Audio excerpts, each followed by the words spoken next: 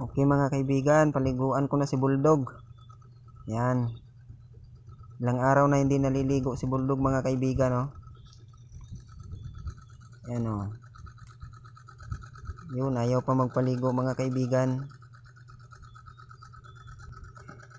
Hindi ko na napaliguan si Cheetah kasi wala siya dito. Naglayas kung saan nagpunta. Si Bulldog lang nahuli ko mga kaibigan. Ano? Gusto pang tumakas kaibigan, oh. Dumi-dumi na ng katawan. Yun, keratin pa yung shampoo. Yan mga kaibigan, oh. Yan. Dalawang brand ng shampoo ginagamit ko para sa kanya kaibigan, keratin tsaka Head and Shoulder. Yun. Yun mga kaibigan, oh. Yan, oh, Head and Shoulder. Yun mga kaibigan.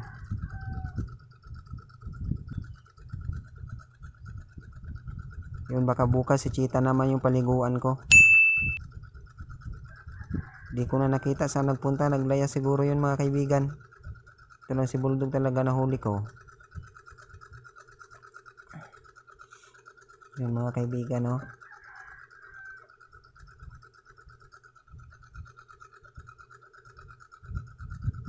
Yan.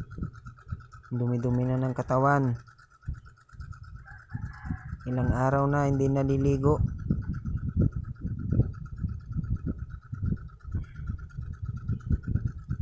Yan mga kaibigan, no.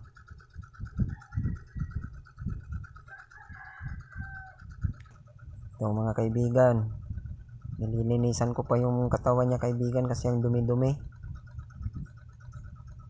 Yan mga kaibigan, no.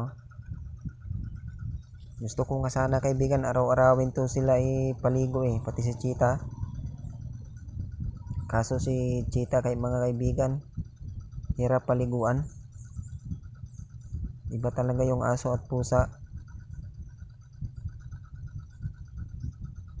Kaibigan, no, dumi-dumi ng katawan.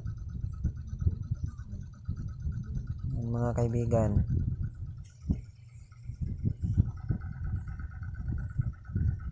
Ito mga kaibigan, tapos na.